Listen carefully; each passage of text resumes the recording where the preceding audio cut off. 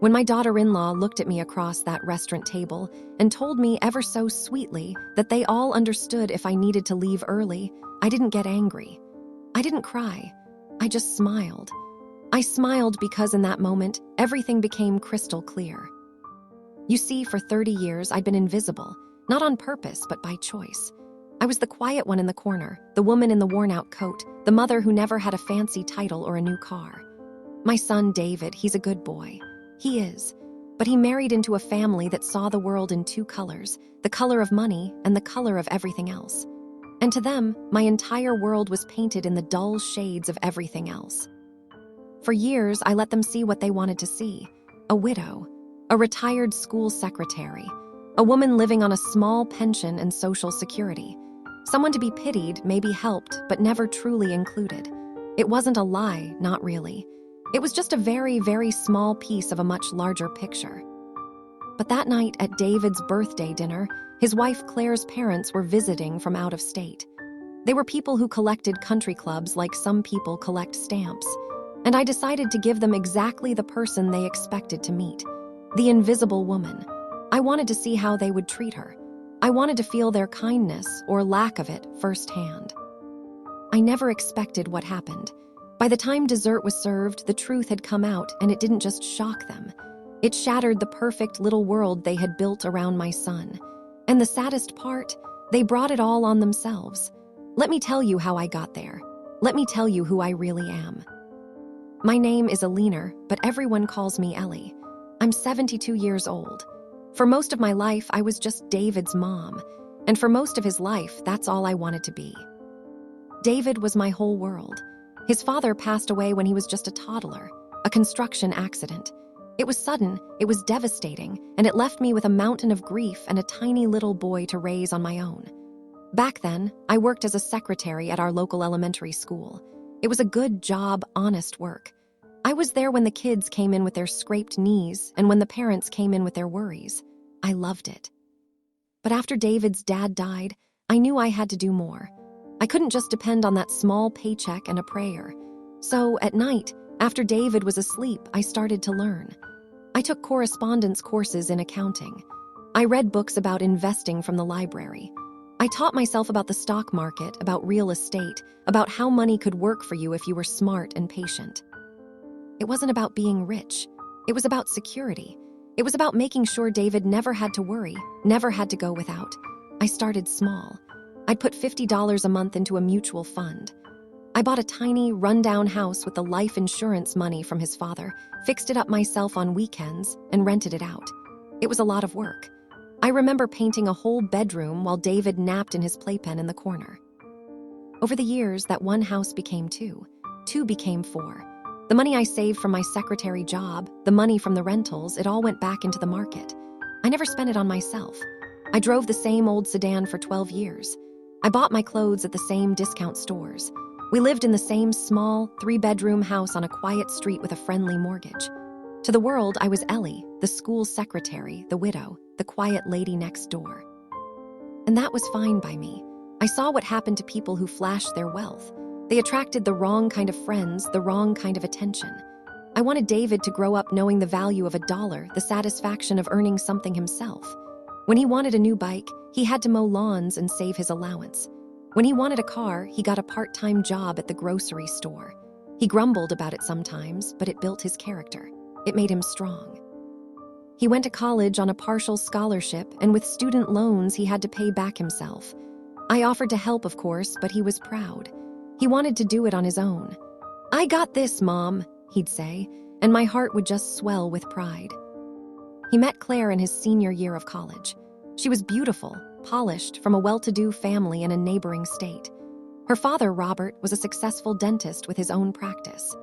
Her mother, Patricia, was the kind of woman who chaired charity galas and always knew the right people. When David first brought her home to meet me, she was polite, but I could feel her eyes taking in our little house, my old couch, the kitchen that hadn't been remodeled since the 80s. She smiled, but there was a flicker of something behind her eyes. Disappointment, maybe, or confusion. After they got engaged, the dynamic became clearer. Robert and Patricia were involved. They helped the young couple with a down payment on a nice townhouse. They paid for a beautiful wedding at a country club. They were generous, I'll give them that. But their generosity came with a price tag you couldn't see. It came with expectations. At a family dinner a few months before the wedding, Patricia made a comment that stuck with me. We were talking about the guest list, and she said, "Of course, we'll need to have a certain caliber of people there, David. It's important for your future, for the connections." She glanced at me and added, quickly, "And Ellie, dear, you just invite whoever you'd like from your side. Neighbors, church friends, it'll be lovely." I just nodded and smiled. "That sounds just fine, Patricia." I was the invisible woman. I was the quaint, simple mother from the old neighborhood. And for David's sake, for his happiness, I was okay with that. After they were married, I saw them on holidays, on birthdays. I'd bring a casserole or a homemade pie. Patricia would always compliment it, but in a way that felt like she was complimenting a child's art project. "Oh, Ellie, you're so handy in the kitchen. I just don't have the time. I have my caterer on speed dial." I just smile. I never told them that I could hire 100 caterers. I never told them that the stocks I'd quietly bought in a little tech company called Apple decades ago had multiplied beyond my wildest dreams. I never told them that I was worth several $1,000,000. I never told anyone. Why would I? Money was never something I needed to hang on the wall like a diploma. My security, my peace, my son's happiness, that was my wealth. Then came the phone call that changed everything. It was a Tuesday afternoon in early fall. The phone rang, and it was David. His voice had that tight, nervous quality it got when he was stressed. "Hey, Mom, how are you?" "I'm good, honey. Just finished some weeding in the garden. What's going on? You sound a little off." He sighed. "Claire's parents are coming to visit for 2 weeks. They're flying in on Friday. We were thinking of having a little get-together on Saturday, a nice dinner, so everyone can be together. It's my birthday weekend, after all." "That sounds wonderful, sweetie," I said, my heart warming at the thought. "Just tell me what time and what I can bring." There was a pause.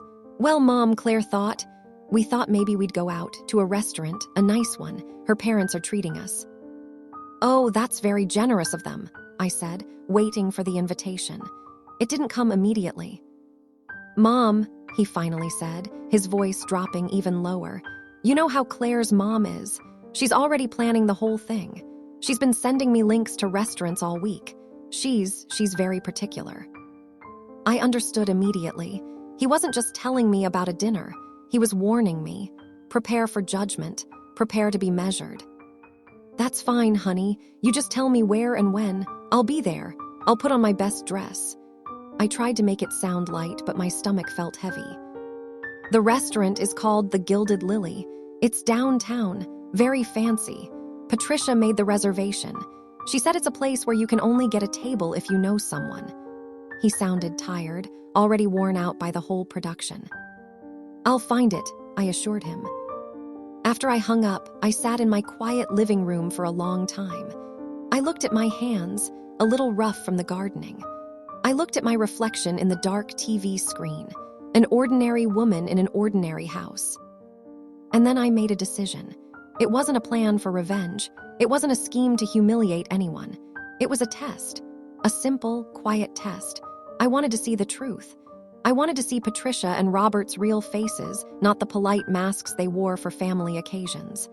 If my son was going to be bound to these people for the rest of his life, I needed to know who they truly were.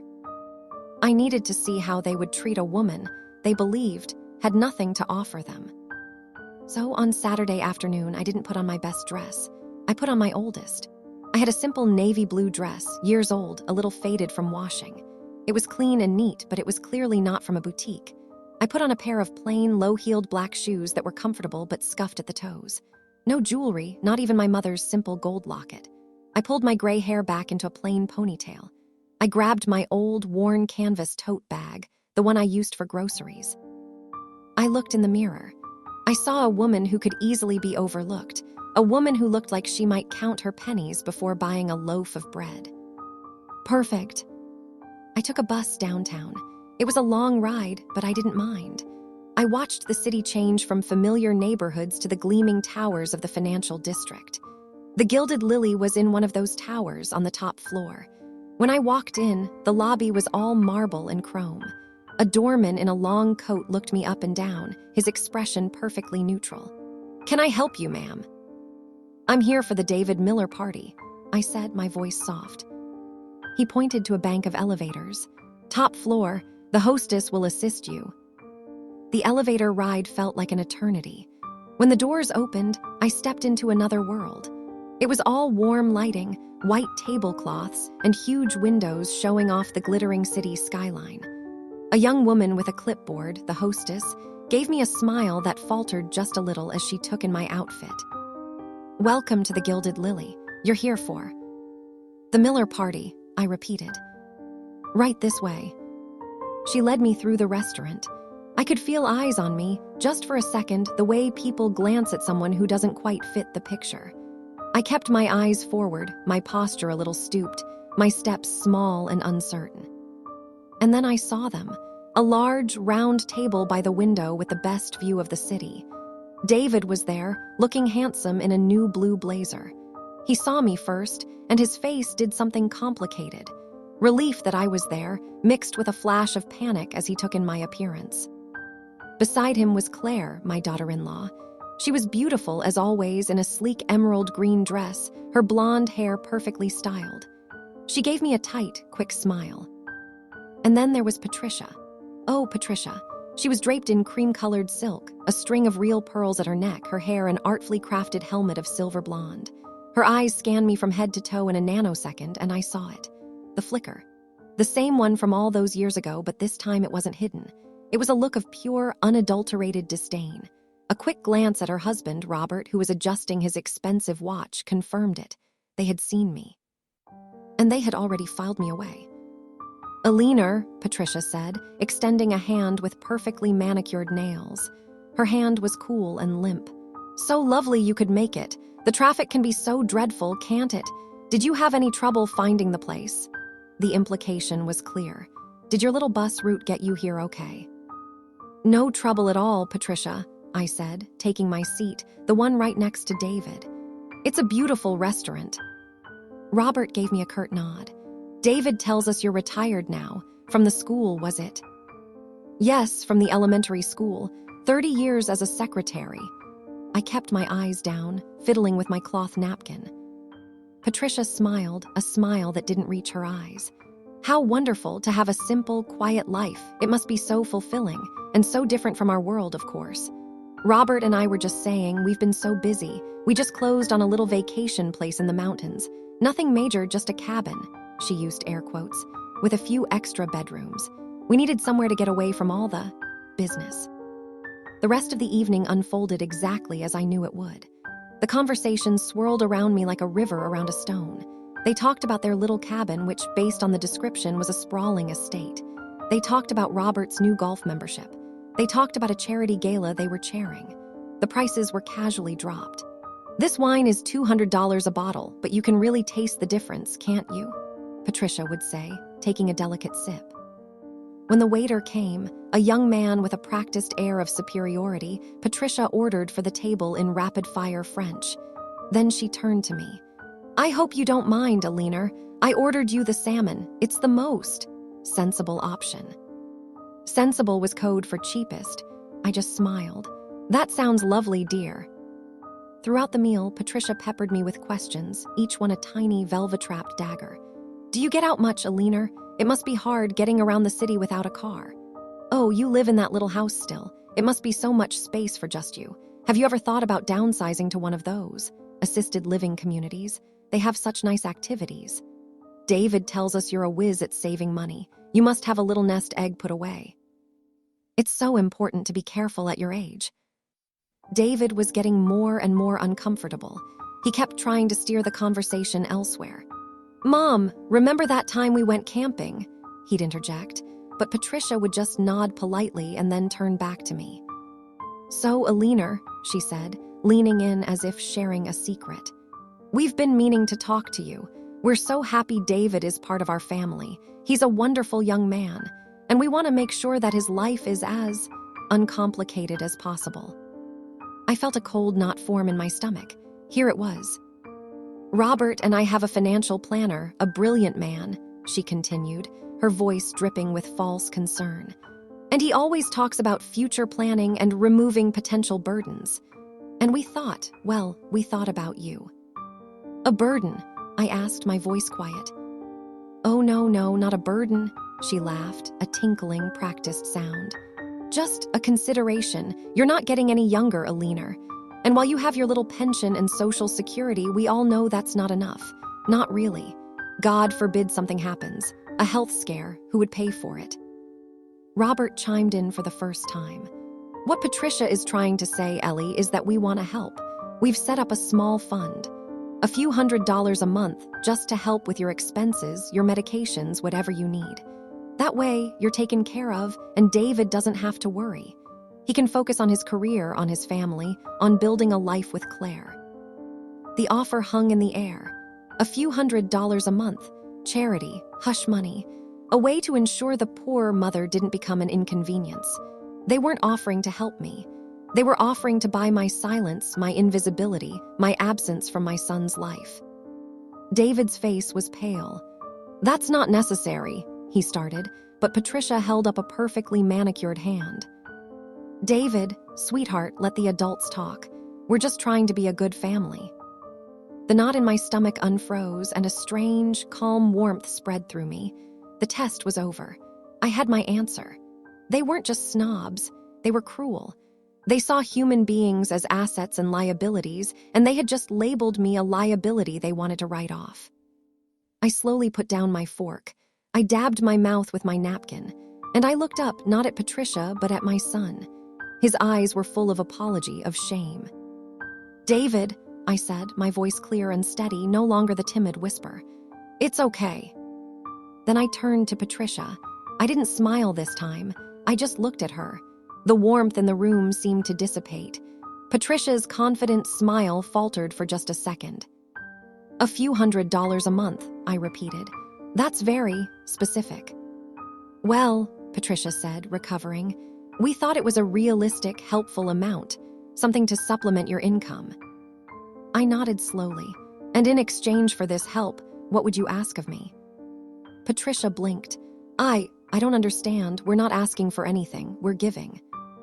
You're giving, I said, so that David doesn't have to. You're offering to pay me to be a non-issue, to be the quiet, grateful, invisible mother-in-law who never needs anything, to be someone who doesn't complicate the perfect life you've planned for them. Isn't that it? The table went silent. You could have heard a pin drop on the expensive carpet. Patricia's face flushed a deep, mottled red. That is an incredibly ungracious and offensive thing to say. We are trying to be kind. No, I said, shaking my head. You are trying to be powerful. There's a difference. You've spent this entire evening treating me like I'm not quite smart enough to understand your conversations, not quite important enough to include, not quite worthy enough to be at this table. You've ordered for me, pitied me, and now you're trying to pay me. You've done everything but look at me, Patricia. You haven't seen me all night. You've only seen an obstacle. Robert leaned forward, his face hard. Now hold on just a minute. You're being dramatic. We have only ever been generous with our daughter and her husband, and we were trying to extend that generosity to you. Generosity? I asked. Let's talk about generosity. How much did you give David and Claire for their townhouse? Robert straightened his tie. $100,000 for the down payment. I nodded. And their wedding, how much did that cost? Patricia's voice was icy. Around $75,000. We wanted the best for our daughter. So in total, you've gifted them about $175,000, I said calmly. That's real generosity. You gave that to help them build a life, and that's wonderful. But then you turned to me, his mother, the woman who raised him alone, who worked a modest job her whole life, who never asked you for a penny, and you offer a few $100s a month. Not to help me build something, but to make sure I don't become a problem. Do you see the difference? It's not about the money. It's about the message. Patricia was speechless, her mouth opening and closing like a fish out of water. Claire, who had been silent the whole time, her eyes wide, finally spoke. Mom, Dad, maybe this isn't the time. No, Claire, I said, my voice softening for her. It's the perfect time. I turned back to Patricia. You see, you made one mistake tonight. You assumed. You looked at my dress, my bag, my quiet voice, and you made a very simple assumption about my life. And that assumption says everything about you and nothing about me. I reached into my worn canvas tote bag. Not the main compartment, but a small, hidden zippered pocket inside. I pulled out my wallet, the same simple brown leather wallet I'd had for 15 years. I opened it and took out a single card. It was a black card, heavy, made of metal, with my name on it in simple silver letters. I placed it on the white tablecloth in front of Patricia. She stared at it. Her eyes widened. She knew what it was. Robert knew what it was. It was the kind of card that wasn't advertised, the kind you didn't apply for, the kind that was offered only to a tiny fraction of the wealthiest people. The kind with no preset spending limit. "I'm not a retired school secretary, Patricia," I said, my voice quiet but clear. "Well, I am. I did that for 30 years and I loved it, but that was just my day job. My real work, the work I did at night for 40 years, was building a life for myself and my son. I've been investing since before you and Robert probably had your first joint bank account. I own commercial real estate in 3 states. I own a portfolio of stocks and bonds that could buy this restaurant, and the building it's in, without breaking a sweat." The silence was absolute. David stared at me, his mouth open, his face a mask of shock. Claire looked like she might faint. Patricia was frozen, her eyes locked on the card as if it were a venomous snake. I let the silence hang for a long moment, letting the truth settle into the room. "I didn't tell David," I continued, looking at my son, "because I didn't want him to grow up with a safety net. I didn't want him to inherit money before he had inherited values. I wanted him to struggle to work to learn what he was made of. And look at him. He's a good man, a hard worker, a loving husband. He's everything I hoped he would be. And I did that without any of you. I did it in my little house in my quiet life." I looked back at Patricia, whose face was now a ghastly pale white. "So your offer of a few $100s a month, it's touching, really. But I don't need your charity, I never did. And the only reason I came here tonight, dressed like this, acting like this, was to see who you really are. I wanted to give you a chance to show kindness to someone you thought had nothing. And you failed, miserably." I stood up, pushing my chair back. The soft scrape of wood on the floor was the only sound. "David, I'm sorry you had to see this. Claire, I'm sorry your parents are the way they are, but I will not pretend anymore." I looked down at the black card on the table. "That card is for the meal. Order whatever you want. Champagne, the most expensive dessert. It's my treat. Consider it a farewell gift from the poor, simple mother you tried to buy off." I turned and walked away from the table. I didn't run. I didn't hurry. I walked slowly, calmly, my head held high, through the silent, staring restaurant. I could feel their eyes on my back, but I didn't care. The only thing I felt was a profound, overwhelming sense of freedom. I made it to the elevator and pressed the button. Just as the doors were closing, I saw David jump up from his chair, his face desperate, and start running towards me. The doors slid shut before he could reach me. I leaned against the cold marble wall of the elevator and closed my eyes. The tears I hadn't shed at the table finally came. But they weren't tears of sadness. They were tears of relief. The mask was off. The performance was over. For the first time in 30 years, I was finally, truly visible. I took a cab home. I sat in the back seat, watching the city lights blur past the window, my mind completely empty. I was in shock, I think. When I finally got inside my little house, I locked the door, leaned against it, and just breathed. The silence of my home, the familiar smell of old wood and the gardenia candle on the coffee table, it all felt like a hug. My phone started buzzing almost immediately. David, over and over again. Then texts started pouring in. "Mom, please call me. I'm so sorry. I had no idea. Please, we need to talk. Mom, I love you, please." I read them all, but I didn't respond. Not yet. I needed to let the night settle. I needed to figure out who I was now that the invisible woman was gone. I went to my small study, a room David always thought was just for my books and puzzles. I unlocked a drawer in my old desk. Inside, there were no puzzles. There were files. Thick files from my accountant, from my financial advisor, from my lawyer. I pulled one out, a summary of my assets, and looked at the numbers. Numbers that would have made Patricia and Robert choke on their expensive wine. I had never taken a salary from my investments. I lived off my teacher's pension and Social Security. The millions just sat there, growing, multiplying, a secret fortress I had built, brick by brick, over 40 years. The next morning, there was a knock on my door. It was early, just past 8. I looked through the peephole and saw David. He looked terrible. His eyes were red-rimmed, his hair was a mess, and he was still wearing the clothes from the night before, his nice blazer wrinkled and his shirt untucked. I opened the door. He just stood there for a second, looking at me as if he were seeing me for the first time. "Hi, honey," I said softly. He didn't say a word. He just stepped forward and wrapped his arms around me, holding me tight, his shoulders shaking.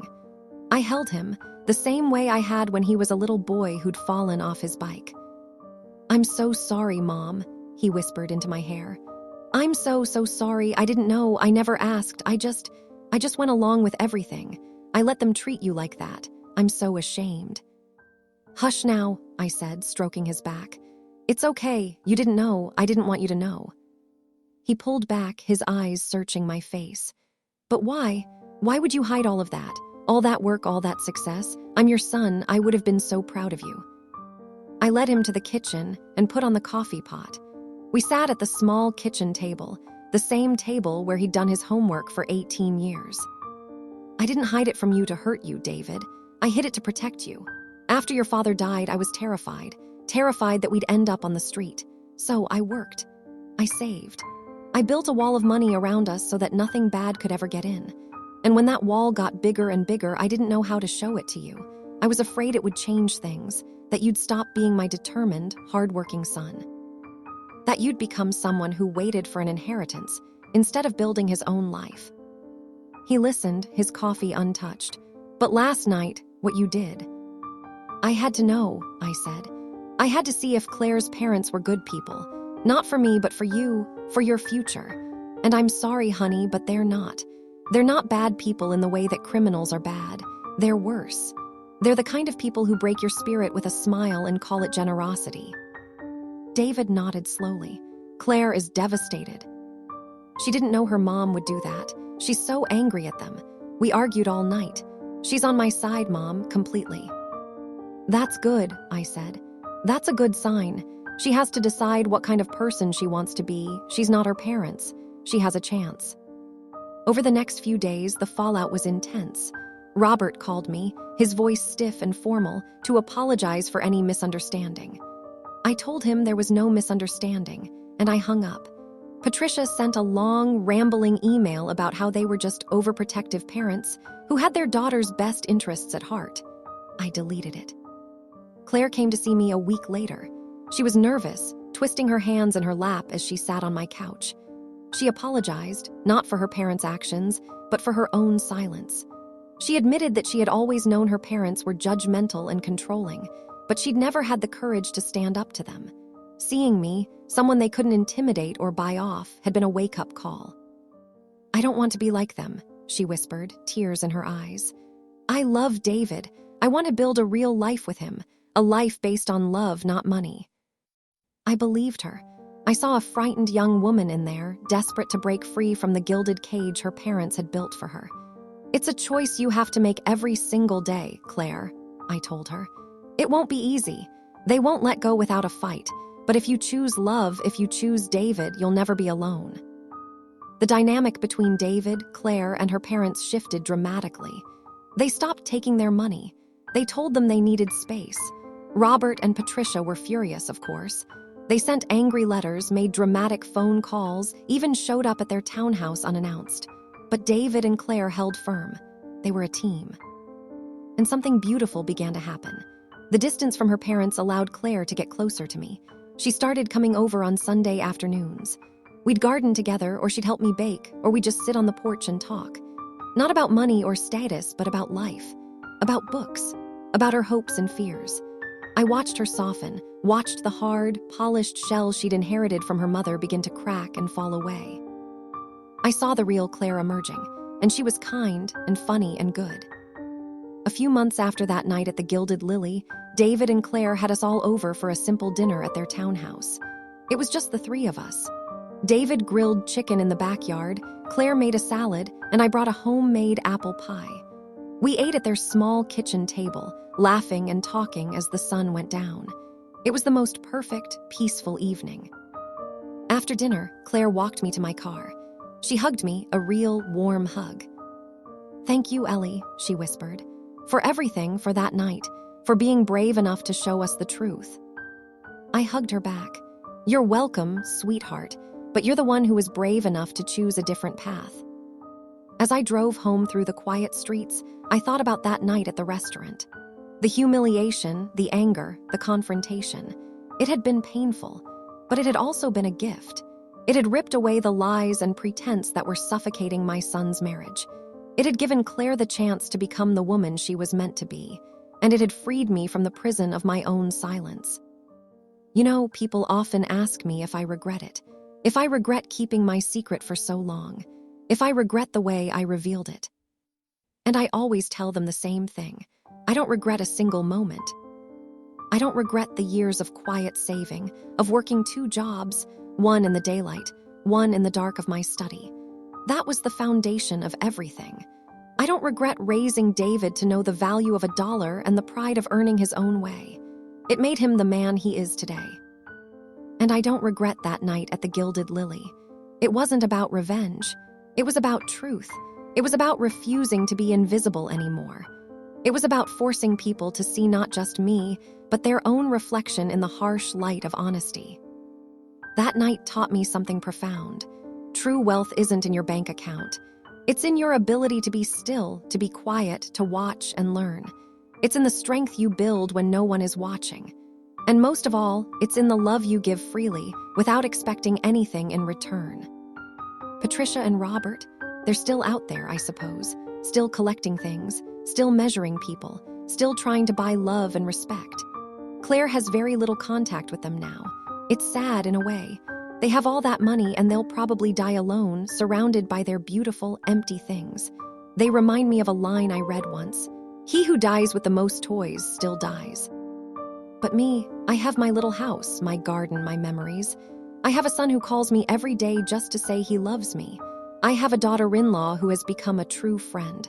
I have peace. And that, my dear, is the only fortune worth having. So when my daughter-in-law told me to leave that night, I smiled instead of crying. Because I knew that by walking out that door, I was finally walking into my own life. An honest life. A life where I am seen and loved for exactly who I am. And that is the richest feeling in the world. And that was more than enough. It was everything. Did you like the story? And which city are you listening from? Let's meet in the comments. If you like the story, you can support me by sending a super thanks so I can keep bringing more stories like this. Thank you so much for your sweet support. I'm looking forward to your comments on the story. On the screen, you can see 2 new life stories that I highly recommend. There's so much more on my channel. Don't forget to subscribe. See you in the next life story with love and respect.